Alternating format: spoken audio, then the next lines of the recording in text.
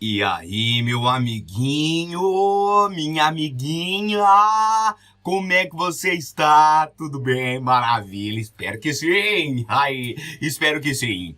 Dando continuidade, fofinhos, ao estudo dos movimentos sob a ação da gravidade, hoje nós vamos falar do lançamento oblíquo. Oblíquo, galera, por quê? Porque nem é totalmente na vertical, nem é totalmente na horizontal. É oblíquo. É por aí. E para nós estudarmos o lançamento oblíquo, a gente vai fazer a mesma maracutaia que nós fizemos para o estudo dos outros movimentos. A gente vai dividir, vai particionar o estudo do movimento em dois. Novamente, nós vamos ter um movimento na horizontal, uma parte do movimento na horizontal, que livre da resistência do ar e não agindo outras forças nessa direção, a gente de novo tem um movimento uniforme, certo? Com a velocidade naquela direção horizontal constante, e na vertical nós temos um movimento uniformemente variado, já que a aceleração é constante e igual à da gravidade.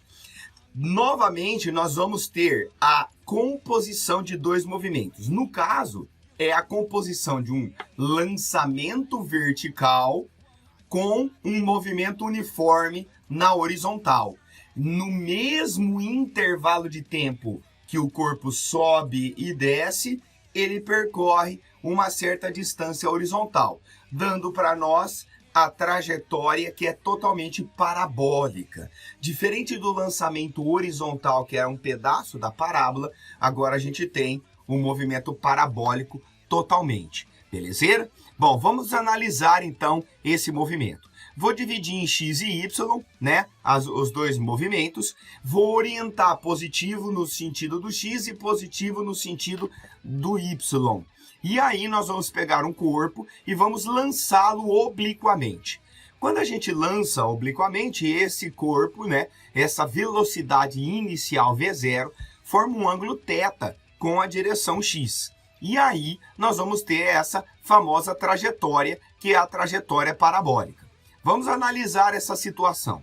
Para a gente analisar, a gente tem que usar as componentes da velocidade.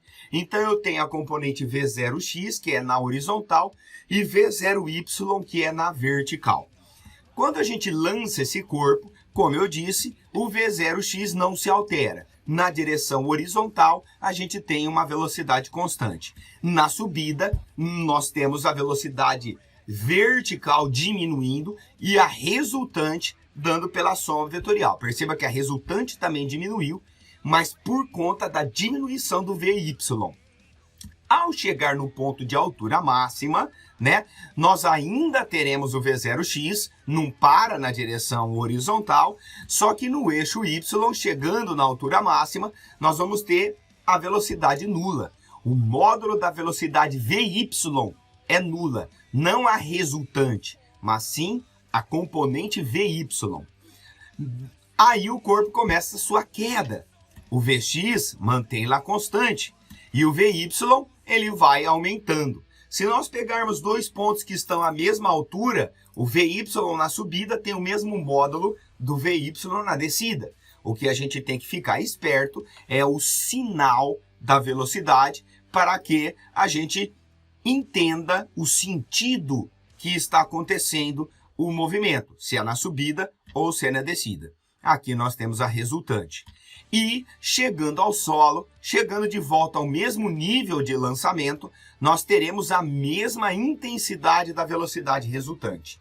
Então, o tempo para subir até a altura máxima é o mesmo tempo para descer até o nível de lançamento.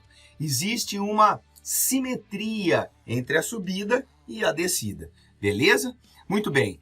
Essa distância horizontal que o corpo atinge é o que nós denominamos alcance. Beleza? Esse alcance tem um valor máximo, vou demonstrar para vocês já já, num determinado ângulo. Muito bem. Aqui estão as componentes da velocidade V0, tá? Então, nós temos ali uma trigonometriazinha. O V0x é o V0 cosseno de θ e o V0y é o V0 seno de θ. E é só a gente pegar a resultante, aplicar seno e cosseno, que a gente vai relacionar o V0 com o V0x, o V0 com o V0y por meio de senos e cossenos. Fechou? Então essa é a análise primária do movimento de lançamento oblíquo. Aqui eu tenho uma simulaçãozinha, tá vendo? Então, se nós formos batendo foto do movimento no lançamento oblíquo, a gente vai perceber o VY diminuindo, chegando no valor de 0 e aumentando na descida, tá? Se nós pegarmos o mesmo nível, vamos ter a mesma velocidade, mesma intensidade no lançamento e na chegada ali. Esse R aqui tá aí é o alcance do movimento. Fechou? Bom, continuando as nossas observações, aqui a gente tem um exemplo, né, de lançamento oblíquo. Observe que, de propósito, o caminhãozinho mantém sua velocidade Vx, então se joga a bolota para cima, é como se fosse um lançamento oblíquo para nós, a bolinha sobe, desce, cai ali no caminhão de novo, bonitinho. Por quê? Porque a componente horizontal se mantém constante. Fechou? E aqui eu tenho 3 ângulos que são os manjados de lançamento. O primeiro a 30 graus, observe, o corpo não atinge uma altura tão grande, atinge um determinado alcance. A 45 graus, o corpo vai ter o seu alcance maior do que nos outros ângulos. A gente vai mostrar que esse é o caso de alcance máximo. E o ângulo complementar de 60 graus vai ter uma altura maior, mas vai cair no mesmo alcance, tá? Essa é uma propriedade também que eu vou discutir um pouquinho mais para frente, beleza? Então observem que, desprezando a resistência do ar, bonitinho, a trajetória vai ser uma parábola completinha. Maravilha? Massa! Olha que legal, foi o que eu mostrei ali no lançamento anterior. Se nós tivermos um corpo que é lançado inicialmente com o ângulo θ1, nós vamos ter um primeiro alcance. No mesmo local, com o mesmo V0, em um ângulo θ2, em que o alcance seja o mesmo, nós temos uma relação entre o θ1 e o θ2. Quando esse alcance, nos dois casos, for igual, quando esse alcance for de mesmo valor, certamente os ângulos são complementares. Então, se eu lançar com a mesma velocidade no mesmo local, com um ângulo de 30 e um de 60, o alcance é o mesmo. Com um de 20 e um de 70, o alcance é o mesmo. De 10 e de 80, o alcance é o mesmo. Perceba que eles são complementares. Maravilha? Bora lá então. O tempo de subida, eu vou pegar aquelas equações do movimento uniformemente variado e vou adaptá-las para a direção vertical. Então, pegando lá o V igual a V0 mais AT, nós colocamos no lugar do V o VY, que é a velocidade vertical, a componente vertical, V0Y, a aceleração orientando para cima, a gravidade estando para baixo, temos que colocar o sinal de menos ali, o G e o T. Então, no tempo de subida até a altura máxima, a velocidade em Y se anula. Vamos lá, o V0Y é o V0 seno, e aí nós vamos isolar o tempo de subida, vai ficar assim. Dica, não há necessidade de você memorizar esse valor, essa equação. Basta você aplicar de forma correta as equações do movimento uniformemente variado e já era. Agora, o tempo de subida até a altura máxima é igual ao tempo de descida até o nível de lançamento. Então, eu posso dizer que o tempo total de voo é de 2 vezes o tempo de subida. Beleza? Isso é importante para a gente estudar outras ideias, outras coisas, tá? Não se esqueça que o tempo de subida até a altura máxima é o mesmo de descida até o nível de lançamento. Feito o jogo? Continuando.